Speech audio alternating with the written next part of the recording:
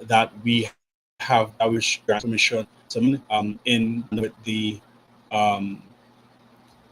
Venezuelan government, and that has since been pulled back. That contract has since been pulled back with Trump administration canceling all deals and saying these leases are now these contracts are no longer. And that really is what it is. It's really just a field that we had negotiated that is now off the table. Yeah. Okay. Yep. So I interrupted you. Yeah, that's my. Feel free to continue. I hope that is simplified enough. Mm-hmm. Yeah. Yeah. So that is what is interesting is that the issue of corruption, which tends to be a major talking point, has been spoken about, but in small pockets. Right. In small pockets. So corruption is no longer a major issue. It's almost as if, again, like the heavy police presence in your streets, corruption is just what happens when people go into government. So don't stress about that too much. That's going to happen whether you like it or not. We haven't seen, as I said, and then when you talk about the political parties and these public meetings, you're getting who are you getting the live feeds from? Who are you getting all the feedback from? Who are you getting the sound bites in the newspaper from, or on the airwaves from? Again, they're not the only ones having meetings. Aren't other parties having meetings too in smaller pockets within communities, doing much more groundwork? But again, the inability to pay for that mainstream media really has been a major issue. Okay, brothers and sisters, we're speaking to our brother Akins Vidale over there in Trinidad and Tobago, and he is informing us of the political scene in Trinidad and Tobago. It's part of our job, brothers and sisters, at Kimbunga Media. We are a Pan-African platform, and so it is our responsibility to give you a window into the experiences and the context that African people are living in around the world. And yes, indeed, it's a pleasure to be hosting our brother live from Trinidad this evening. I'm going to come to your comments in the chat. And also, I have shared the link. Yeah, I have shared the link. So if anybody wants to come on the platform and interact with our good brother, feel free to do so. The only requirement is respect. Any disrespect will be met with removal from the platform. No apology. So yeah, feel free to come through and interact in a beautiful and positive spirit. Even if you disagree with something that brother said, feel free to disagree respectfully. So the link is now in the chat. You can click that link if you want to come through. I'm just gonna check and see if there's any comments that need to be read out. Set Imhotep is crediting you, brother Akins, with introducing him to all of the names of the ancestors that were called upon earlier. So give thanks, what I'm saying, for good teachers and good students and all of these things. Let me see. And good students.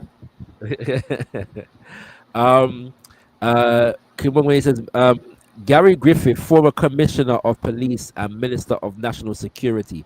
I'm not sure at what point in the conversation our brother sent this, so I don't know exactly what he's referring to. But I don't know if you have a comment on anything that comes to mind with regards to this particular dynamic.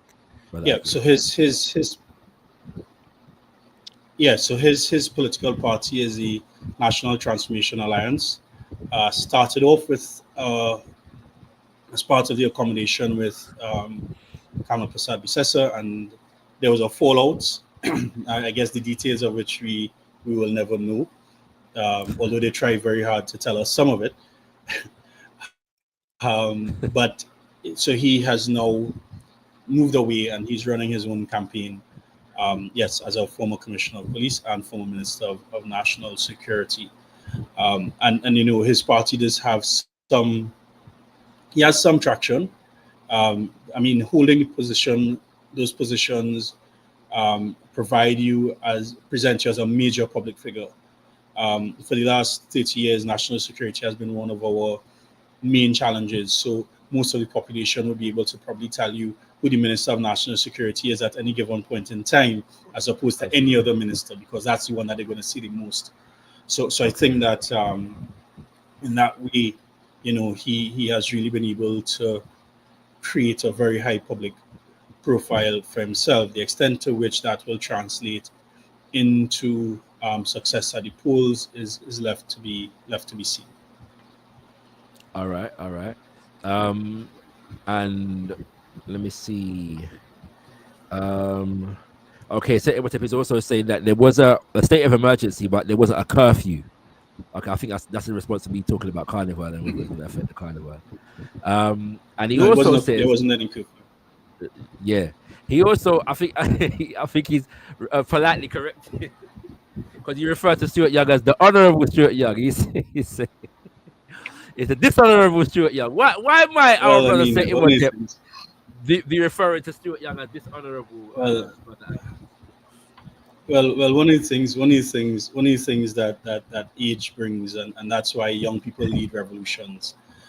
With age, we tend to pay respect to offices, not necessarily the individuals. So as long as the office is there, you have to pay. But again, my point holds that there's a reason that young people lead revolutions.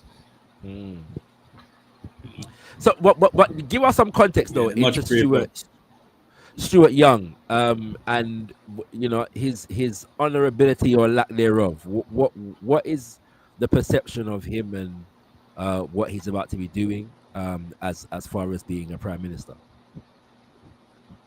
Well, I think one of the interesting things is that first of all, prior to being prime minister, it was evident that something was in the works, because he had started to get appointments as acting. He had been the minister who had the greatest workload. He was at one point, people would say, is he the minister of everything, because he was everywhere, acting everywhere at one point, and really functioning almost as the right hand of the prime minister, literally.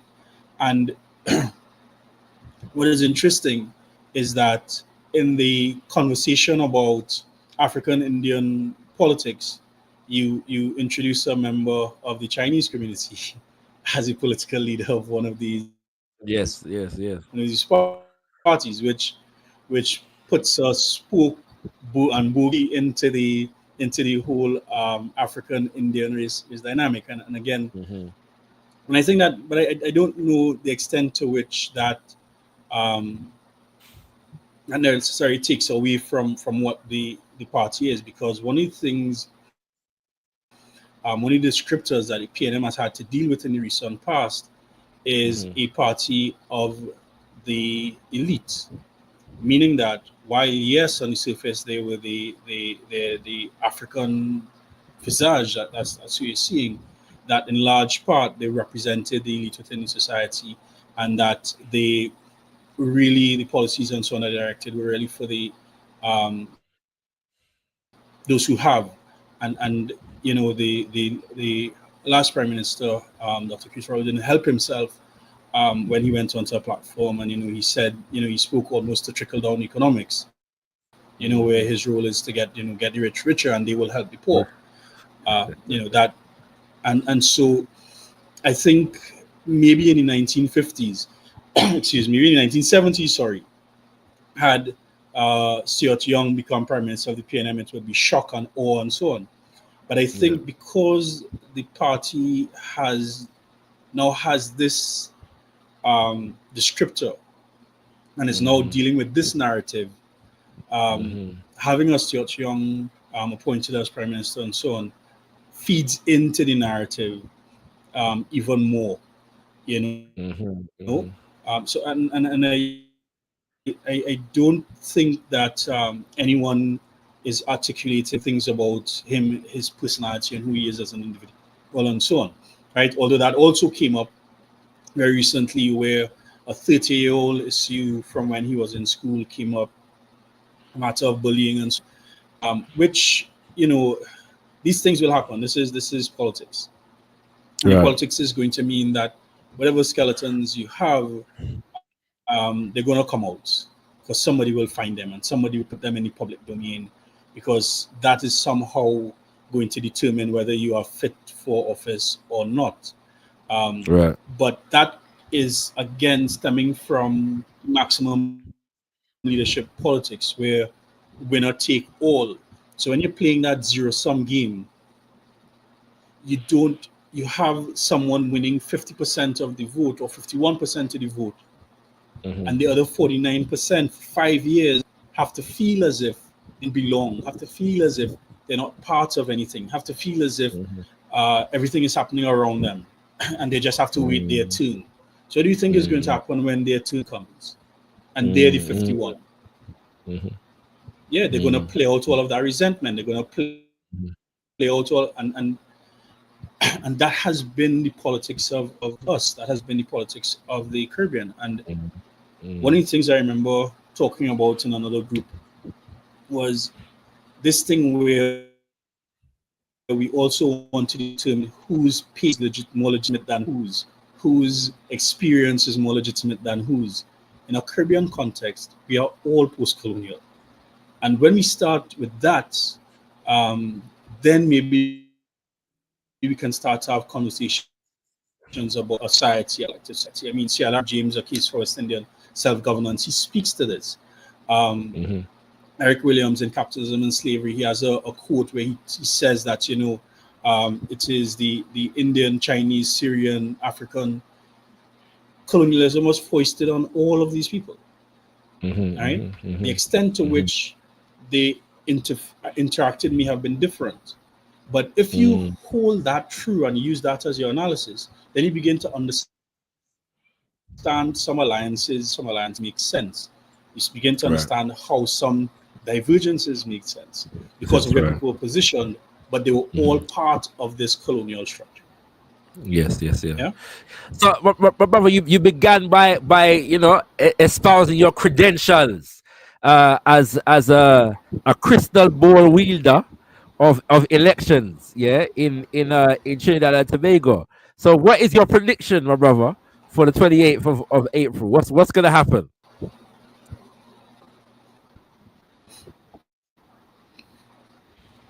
Well, I need one more week. Yeah, I promise I will tell you in one week is not the 28th. 1 week is before the 28th. As I said, I will tell you in 1 week. 1 week is not the 28th. So I'm not waiting until after the election. But as I said, 1 week is a long time in politics. I can tell you what the scenario, what the landscape is in my own mind at the moment.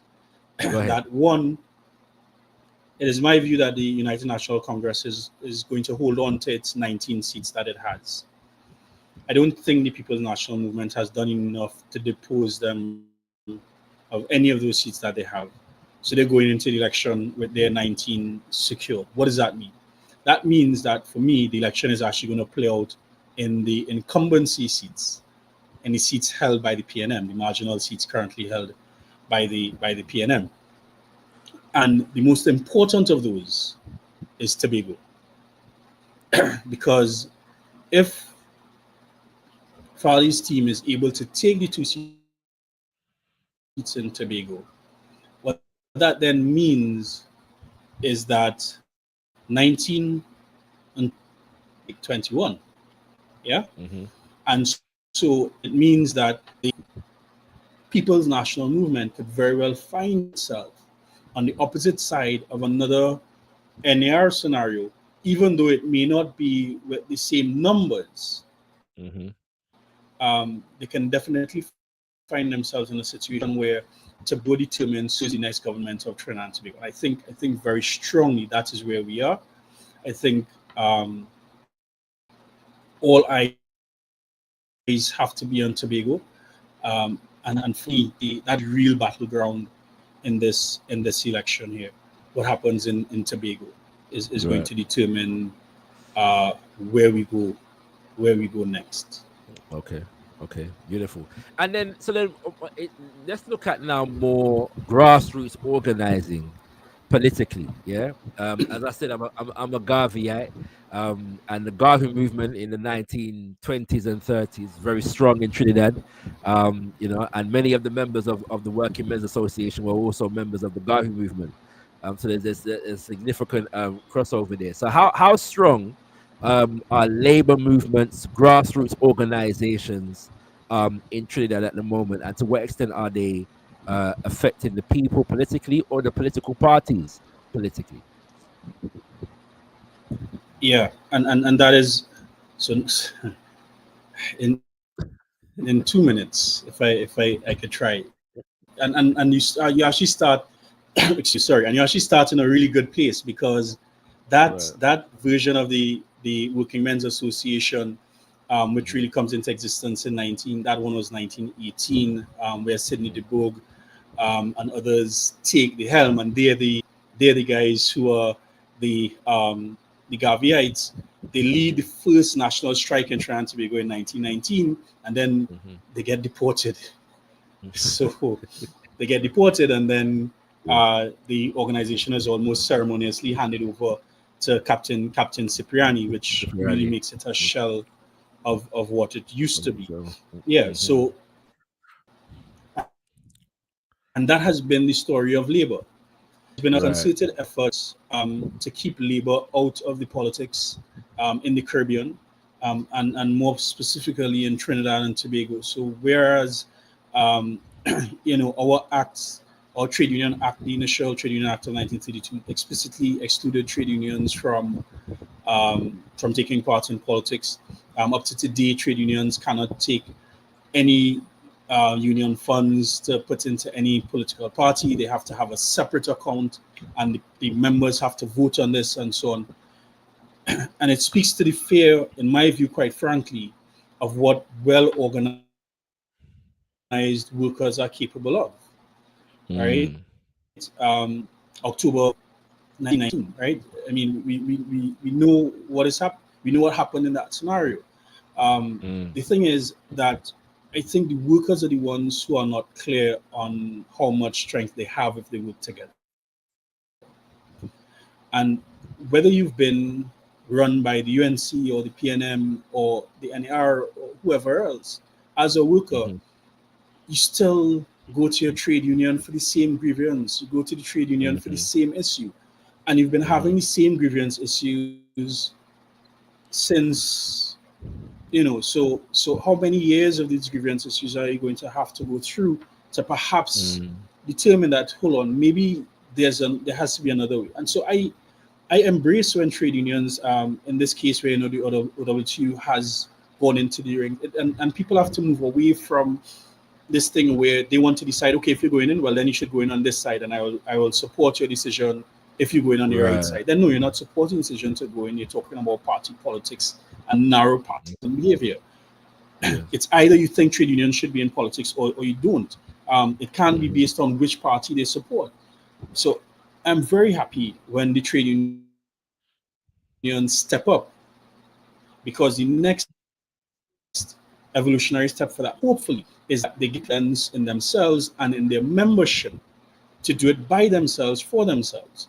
Because unlike the rest of the Caribbean, we don't have, and we have not had, a tradition of Labour Party politics in Trinidad. We have had a party called Democratic Labour Party, but that was a name that did not really represent any coming together of trade union forces in one way or another. In fact, the trade unions have been, the party politics has been very good in co-opting the trade union leadership, in particular, away from party politics. I'll give you an example. There's the WIIP, West Indian Independent Party, formed in the 1960s, and this party is CLR James, George Weeks, no end of big names, hard hitters. And the party doesn't win a seat. Right.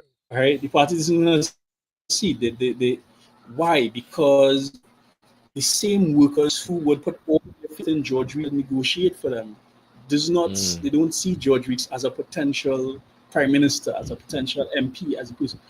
And that is a psychological battle is something that has been beaten into through narrative after narrative for decades and decades, that trade unions don't belong in politics. And the way I've broken it down for one of my classes, I said, listen, let's think about what. Okay, so trade unions should not be in politics, and they all agree. Okay, who is the trade union? Trade union is the workers. Okay, so then let's say it again. Workers should not be involved in the politics, and then you get a different. All of a sudden, it starts to sound different. Organized workers should not be involved in politics. And then I asked them, how many of you all in trade unions? And then you all should not be involved in politics, except as members of the electorate. And that's what the problem is. And that's what the narrative is. There's no problem with workers being involved in politics as long as you stay in your lane as a member of the electorate. The instant you want to jump out and you want to organize, to have party, to want to control the pocket of the state, to want to control policy, to want to control all these things, then it becomes problematic. And all kinds of elements within the state then organize against you, because workers have never held the reins of power in our context. I mean, even in our colonial times, we've had to depend on Labour Party coming into office for any kind of labor reforms. You know, in 1929, trade union, the Pass-Field Circular, that becomes the Trade Union Ordinance of 1932. That's because there's a element in A. And so those kinds of machinations continue for me to be one of the major bugbears in the politics. And it is until workers, ordinary people who give their labor, recognize that they have as much right, and this is a problem, they don't believe that they have as much right as anyone else to be involved in politics, to be a minister, to be a member of parliament, to be in Senate, to be prime minister, to be president. Until they start to believe that, they're not going to do the things necessary to put themselves in the position to hold those offices. And instead, they will continue to support persons who are only interested in them for one thing, which is that sacred vote that they give them once every 5 years, and then there's almost no involvement and engagement again until they come around. But what is happening, as I said, the last 10 years, I think, is to that. It's not where I would like it to be, but definitely, if you're moving in a two-party system, you're seeing the emergence of 19 parties, 20 parties. And it's not just 19 and 20 parties. NTA has 17 candidates. You know, that, so you have other parties with 37. You have other parties with 34. So there's, but again, you know, there's so 19 candidates, each one fielding 41 persons. Let's just say 20 by 40 to be safe. You're talking about 800 people on the hustings. So you might have more people running for election than a party might get at the polls. All right. Okay. So there becomes a practical conversation, and then it is, for me, goes back to what Dennis Panton was saying about winner take all. Because we have a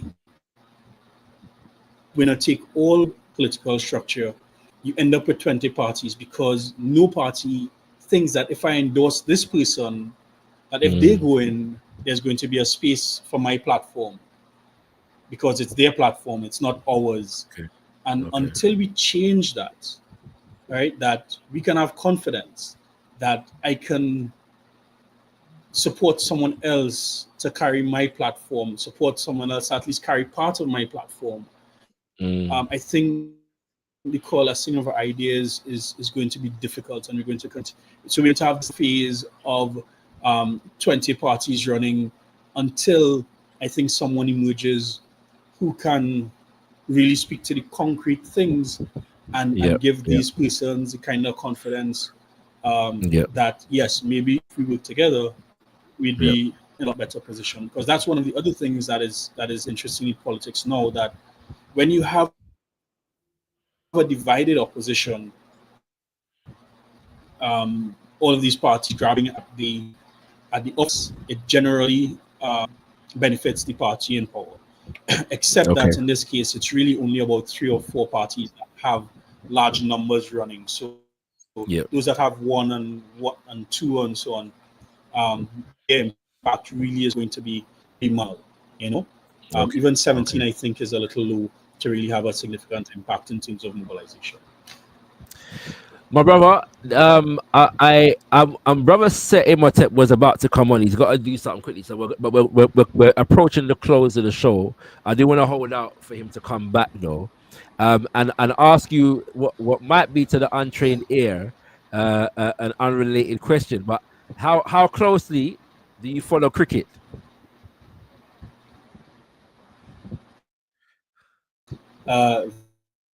Very. Good. Yeah, because the question Yeah, I was gonna ask. I fancy myself more of a cricketer than a footballer. Yeah. Okay, that's a good answer, my brother. That's a good answer. So do I. So we're in good company with each other where that is concerned. The reason why I'm asking the question is because there was some if I'm gonna come back to that question because Imhotep is back. Yeah. So we're gonna stick a pin when it comes to the cricket, and come back to it at the end. Yeah. All right. Imhotep, you're there. Uh-huh. Peace, Pan-African power to everybody under the sound of my voice. You definitely didn't have to stop any questions you were asking because nothing I come to say is super important, right? I want some context on that Stuart Young business because I actually don't know if the elder Akins, if he even have that context now. We went, some associates of mine and some youth members of both PNM, UNC, and some other parties were on a program on synergy called the Chair in the run up to the 2015 elections, where we were interviewing potential MPs, candidates for election. Stuart Young was one of them. I asked him, and this is the time to somebody policy now, because I remember you mentioned proportional representation, Akins. I asked him about alternative vote, proportional representation, mixed member proportional representation. Basically, if there had been any discussion within the PNM regarding constitutional reform around changing the electoral system. And basically, man watched me my face and watched the camera and told everybody, oh, well, PNM had an internal discussion about it or whatever. And they determined it was the best possible solution for the country or whatever.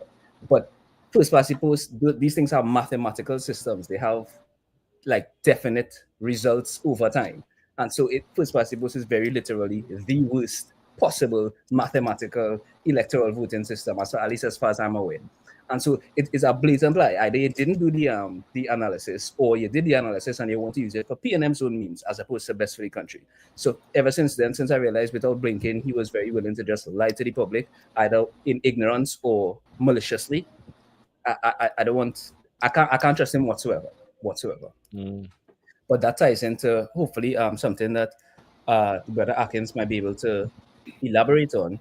And I do want to say that, for anybody on the stream who's accustomed to hearing my voice, who's accustomed to seeing my contribution, if you ever found any benefit to my contribution, this Brother Akins is one who introduced me to Pan-Africanism and really to Black consciousness, and cemented my interest and my determination to join the political sphere in Trinidad and Tobago and in the wider Caribbean from the very beginning. So everything that I have contributed to this platform, I have the Brother Akins to thank for it in great part.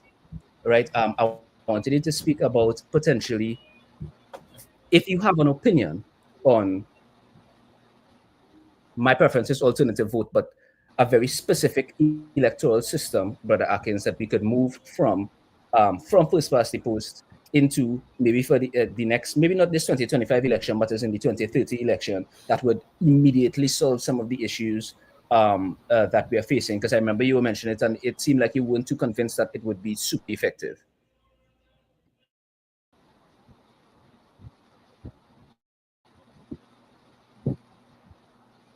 Yeah. For those accolades, first up, I might just have all the runs of this program to see what you've been saying, right? that you just gave me credit for. Yeah. I say I might need to go back and look at this platform to see what you've been saying that you've just given me credit for. Ha, ha. Right, indeed. No, indeed. Yes, But you probably should. But so here's the thing. If I have and I'm happy that the brother Shaka has Jamaican roots. So let me share something with you. So this is a paper done. Why is it escaping me now? It might be Higgins. I'm not sure. I can't remember. But there's an assessment of the Jamaican economy in 1775, and the enslaved population controlled just about 5% of the wealth in the economy, because during the period of enslavement, of course, there were possibilities for you to earn, right? Particularly coming down to the end of the institution, and 80% of the population who were enslaved control 5% of the economy. The question: how different is that now in the Jamaican economy? 95% of the economy in Jamaica. All right. In Guyana has the proportional representation system. Is Guyana a reflection of an improvement in terms of relations, in terms of wealth distribution, in terms of issuing of contracts, in terms of education, of care? So what it means is that simply having a different system to elect a maximum leader does not give you change. Okay? The question is, or the problem we have, is that we understand through our tradition, through our history, that colonial idea of massa.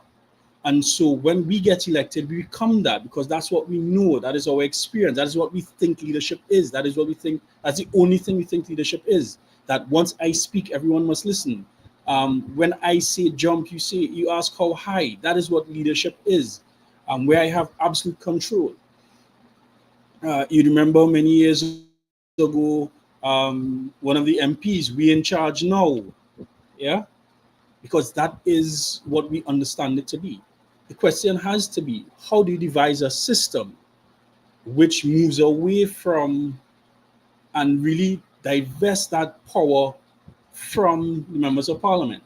And if you do some work in Trinidad and Tobago and our constitutional reform, our constitutional development, our constitution up to 1955 had things like right to recall. It had things that no more than 2 senators could be ministers within the cabinet. All of those things were in our constitution. And in 1961, those things disappeared when we became independent. And we went right back to a structure that resembled the Legislative Council. So it's, how do you remove power and decentralize power? How do you empower communities, empower the ordinary citizen? So if I go to the hotel and I don't, that is of particular level, I must be able to go somewhere and speak to someone. Somebody must be held accountable for that at the individual level. Yeah. There are contractors who get contracts to build roads, pave roads in Trinidad and Tobago, and they get millions of dollars. Yeah. Those roads deteriorate just in time for the next election for them to pave them again. But I have to go by the mechanic every year to fix shocks, to fix what? Who is responsible for that? Who can I go to say that somebody has to be accountable for the state of these roads, standard that has to be upheld? When I pay, there are people who are paying water rates in Trinidad and Tobago and don't have pipe-borne water because there's a standpipe within the vicinity. And because there's a standpipe, a public pipe within the vicinity, they pay water rates. Where do they go? Yeah. I'm going to say one that could get me in a little bit, not that I haven't said, but as an ordinary citizen, you go to the bank and you face an injustice, who do you go to? Who do you go to? You come up against a big conglomerate, a company that is bigger than you, that could tell you that they have deep pockets and could hire the biggest lawyers and go to Privy Council if you want to. Who do you go to, ordinary citizen? Until that is rectified. Until that is rectified, there is no sum of that is going to make things better. Simply saying, let's go proportional representation. Okay, so you go proportional representation. There has to be a winner. That's a problem.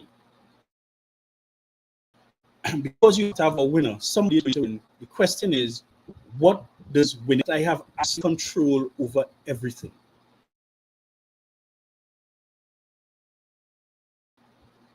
And as well, whether I run, walk, take a bus, take a plane, how I get there is irrelevant. The problem we have, in my view, is the destination.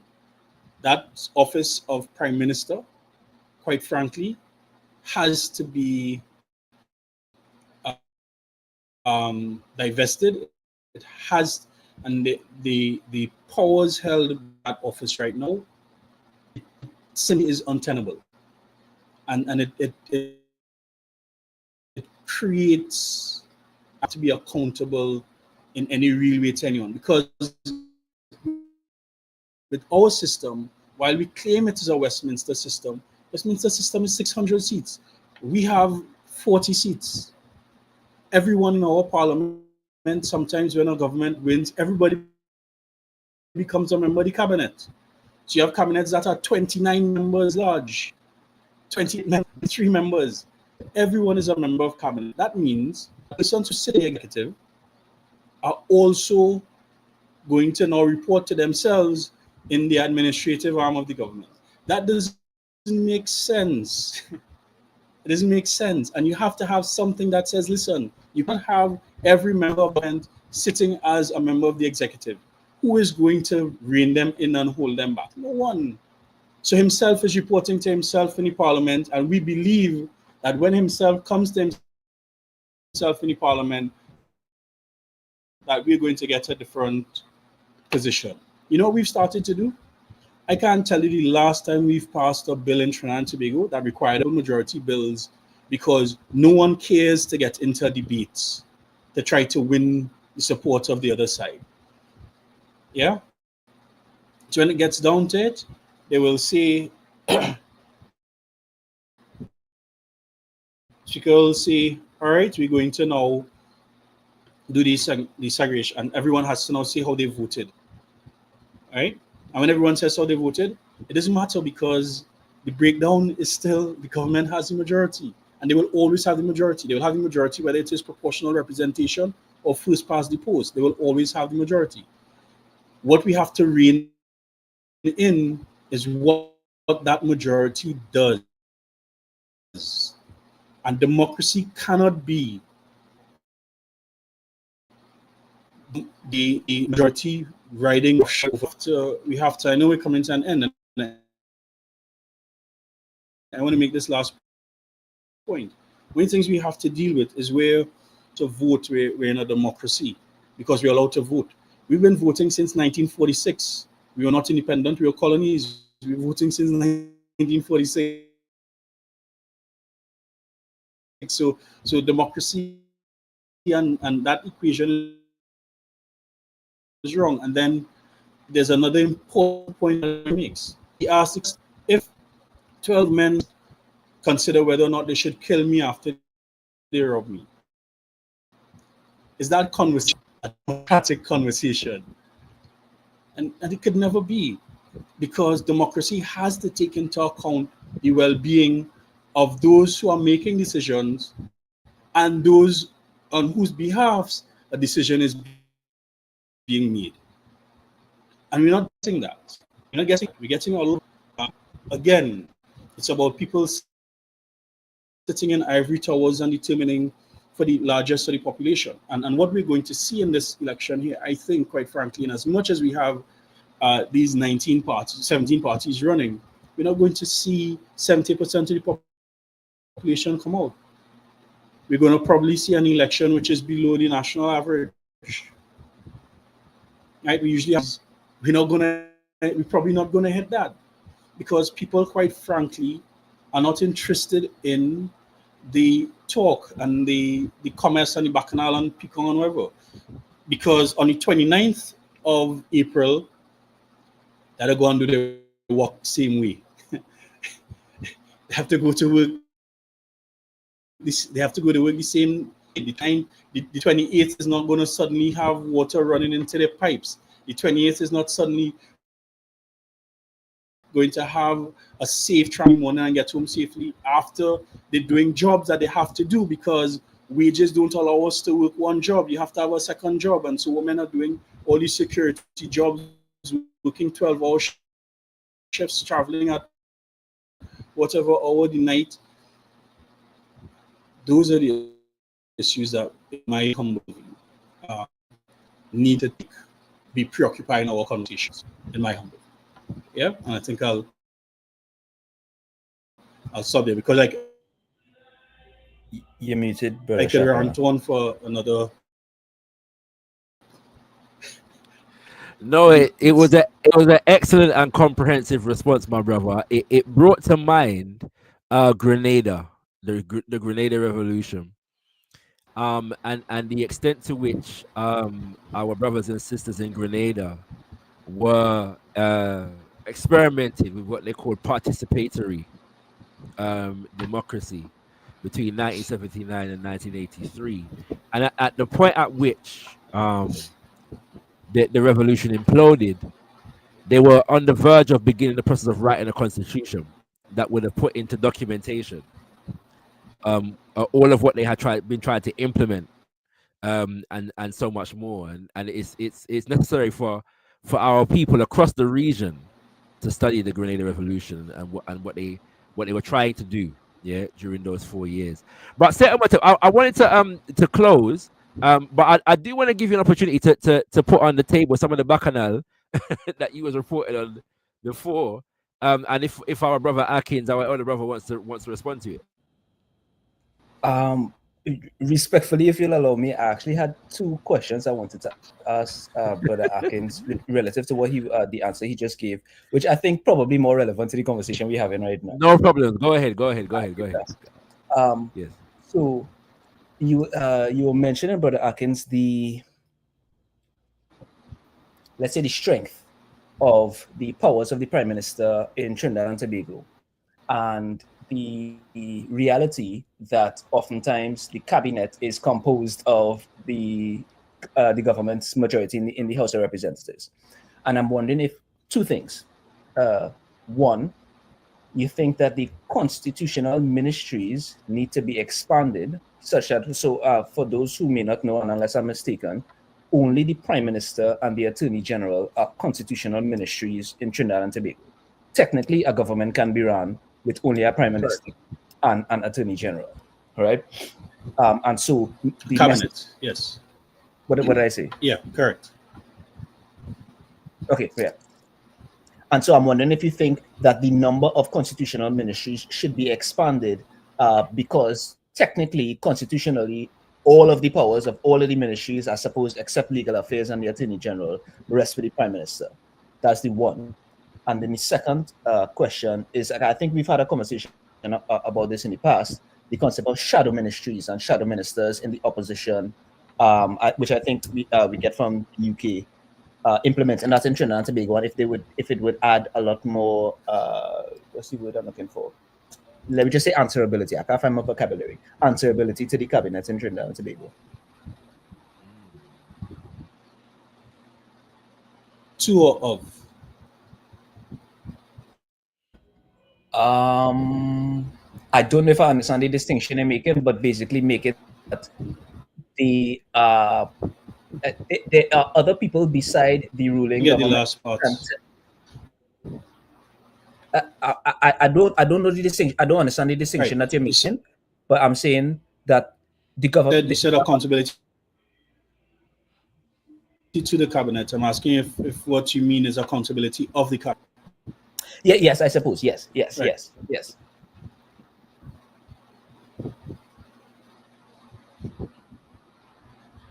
Yeah. So in other words, what should happen? There are a few things in my view. One, and this is where your cabinet really should be from among the, I don't want to say among the most qualified in your society, right? That's where your cabinet come from. That's the first thing. The next thing is, what if our cabinet was chosen the way that the US cabinet is chosen, that you have to get vetted by the Senate, right? That there was, and whatever internal mechanism, there's no public conversation about members of cabinet, even though these are the people who are ultimately going to make all the decisions for the country. Those persons should have a separate or another tier of vetting that they should go through, even if they're MPs, because I understand our size doesn't allow us to have separate MPs, separate cabinet, separate. We're too small for that, right? You're going to end up in a problem with a problem. But even if these persons are to be MPs, there should be some minimal standard that try again and present someone else.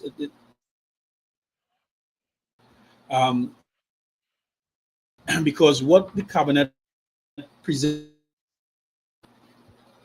right? When the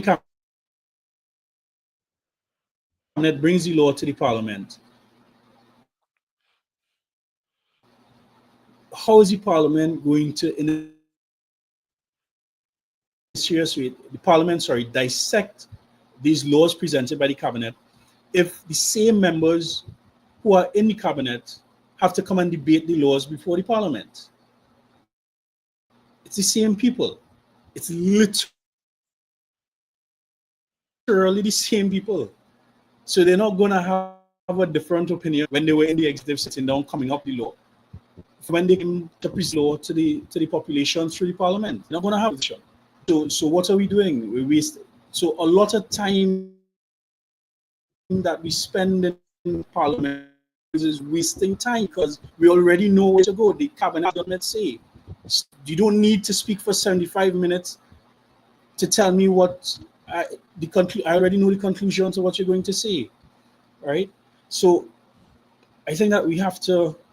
Those are some of the areas. So one, the vetting of those persons within the cabinet, and it's not necessarily introducing new members, adding to the AG and so on, because that is the way. Again, it's role, responsibility, and so on.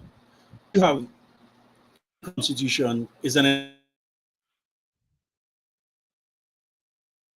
explicit rule for the Prime Minister, explicit rule for. You actually don't have rules defined for members of Parliament. We don't. All right. After all this time, there's no document that says this is what the job is. The job is what the. So if I had a clear set of duties as an MP, how could I also be a cabinet minister if I had to fulfill my duties as a at the same time? And we see it in a lot of communities, which is consuming their time, because being a member of the cabinet is a 24/7 job. You can't do anything else. So representation takes a sideline. So we have to think about the problem. And I'm not saying that I have all of the answers. I'm saying we have to think of the problem. The problem is representation. Such a representation, look, have that conversation. I think if we come up with an answer we'll agree to, then we can hold each other accountable for it. But the same thing would happen if we have a situation where two technocrats or whoever come up with this fantastic document that says this is what constitutional reform should look like, this is the direction we should go in, and then they hand it to the population, the government endorses it, and we roll with it. You end up in the same position because, again, you have a document that has no buy-in. You have to go through the work. You have to do the work on the ground. You have to involve the people. You have to listen to the people. But quite frankly, a lot of politicians get to a point where they think the people's voice doesn't matter unless it's an election time. And so they don't listen to the people. Right? And then they get vexed with people when they vote them out. But that is fundamentally where we are. You have to learn how to listen to the people, and we have to learn how to involve the people. Could you imagine, just on for the last part of this, budgeting, right? I'm always fascinated by how the national budget is done. So we have some organizations like the network that do their own exercises in their communities and so on, and they present what they feel the national budget should include and so on. Could you imagine a group of women who live on minimum wage, who to send their children to school, all utilities stay on, they still have money for, they still manage to have money for recreation, and they do all these things on this shoestring budget, and you give them, let them be part of a conversation of what national budget would look like. You think we'll have surpluses? You think we'll have deficits? I don't know if it was just for me, Brother Akins, but you cut a lot in there. We did. Sorry?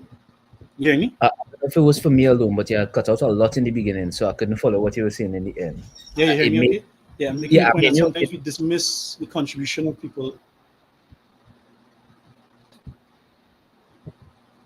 Continue, Ro. There was some cutting out, okay. But continue. Yeah, I was just saying about involvement of people, right? The point is this, that we don't involve people in things that affect them. And the system really has to be about representation. And the representation has to come from a point of view where we're involving people in decisions that are going to affect them. So when you go to a community, and you have money to you need to pay for money to build a bridge. We could hold off on the community center, or we're managing with the bridge, but let's get the community center because that has X, Y, or Z. That's what I mean by involvement and representation. The problem is that, or the argument is that that's a slow, long process. Well, we haven't been doing it. That's why it's slow. So we don't know how to do it in an efficient manner. But if we start, constantly we're going to have issues with it. Once we start and get doing it properly, we're going to get to a point where we involve people, where we're able to have people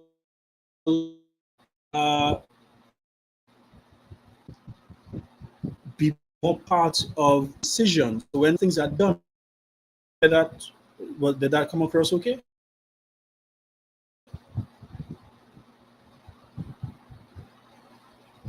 So I'll say mostly. Yeah, did that come across okay? Or mostly. There was some cutting out. We'll have to work with it. Okay. We'll have to work with it. All right. My brother said we'll bring you back another day, yeah, to continue this conversation. Car we're gonna have to get our brother Akins' prediction at some point as well. And I'll somehow. Yes, I'm saying please, because there's information about TOBAGO that I learned here today that I didn't know before. Yeah, right. Please bring me brother. No, and I will, and because I would love a more extensive conversation, my brother, on the labor movement in Trinidad and Tobago. That would be an excellent conversation to have. So I'd love to bring you back to discuss that in more depth at some point. Before you go though, just on the cricket front, yeah, of course, yeah. Just very quickly on the cricket front. The question I was going to ask is because you know that for the Caribbean region, cricket is politics and politics is cricket, right? And so there was I know your prime minister was a bit disgruntled by the fact that Guyana and Barbados didn't attend Cricket West Indies conference. I believe it was December, as it stands at the moment.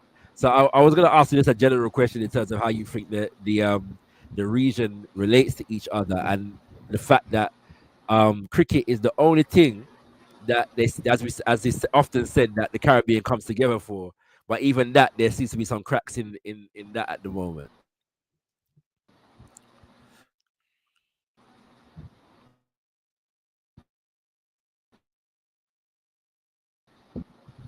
And I think say for a few, I think most of leaders don't understand the extent to which cricket is part of the DNA of the Caribbean people and what it means, and particularly from the older generation, um, who would have been around for an argument for Worrell to be captain of the team and understand what that meant.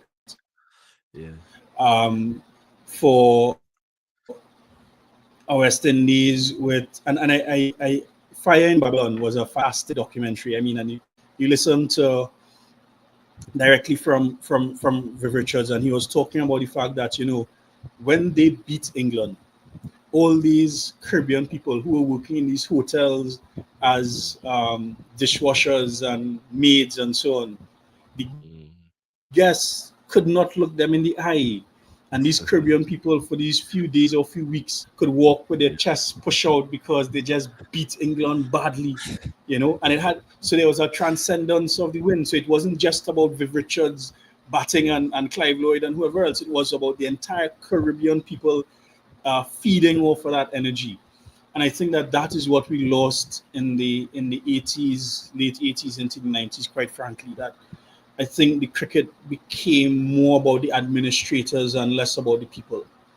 And that, so when you went to, you took the decision to go to apartheid South Africa, so on, those some of the starts of decisions that really took the cricket further and further away from the people.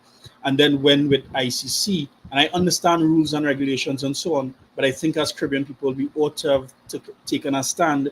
So now you've changed the cricket experience for people too. So when you go to the Queen's Park Oval or whichever ground, and you go in as a family and you sit huddled together and so on, the ICC told us that was not allowed, and we've changed all of our venues into these rigid amphitheater style things that are not Caribbean, and they're not us, and they're not our cricket experience. And the more you do that to us, the further away we're going to go from these experiences. And the experience of somebody who's growing up now watching cricket is very different from someone 20 years ago, 15 years ago, and because we changing the environment as well that they're operating in. I think really most of the leaders don't understand. I think most of the players now, quite frankly, don't understand it. I think Lara and some of the others were the last of that group that really understood what West Indies cricket is, and not was, is for the population. I mean, people still shed tears for cricket. It's heartache and pain.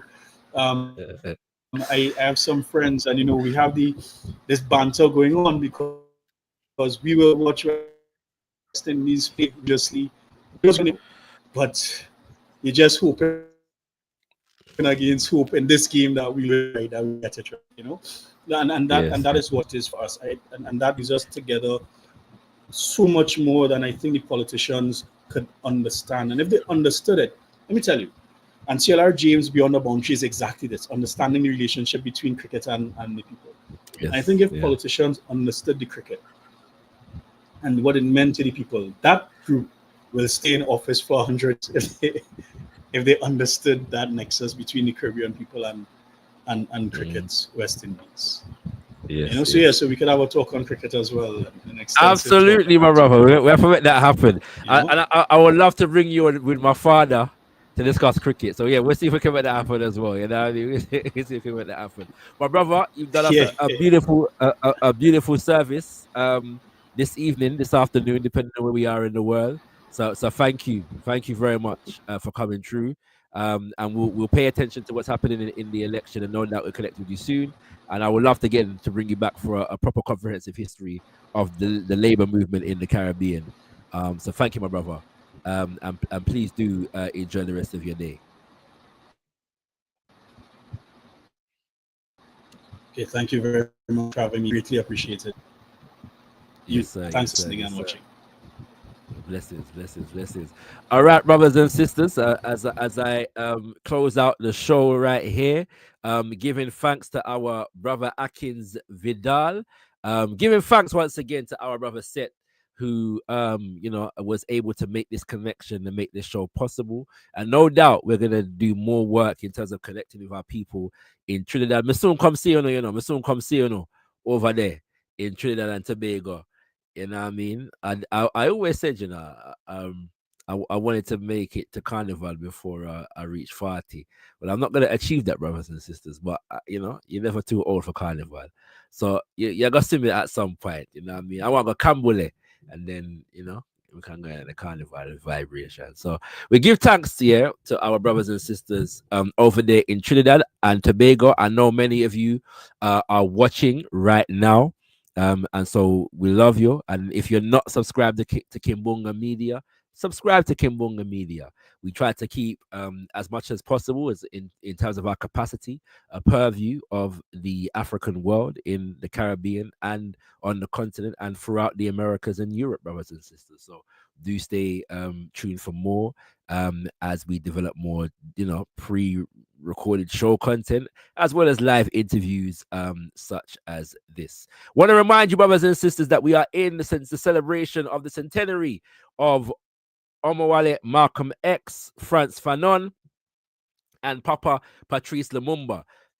More information on celebrations regarding Papa Patrice Lumumba in July coming soon. But for now, want to inform you of the fact that the Omowale Malcolm X centenary grand celebration will be taking place on the 17th of May 2025 for all of those who are living in the UK. And if you are not living in the UK, stay tuned because we will be sharing the footage from the event on Kimbunga Media. So do check it out. And you can get all information as well as your tickets at Kimbunga Media, KimbungaMedia.com, brothers and sisters. KimbungaMedia.com is where you get all of your information and your tickets. All right, brothers and sisters.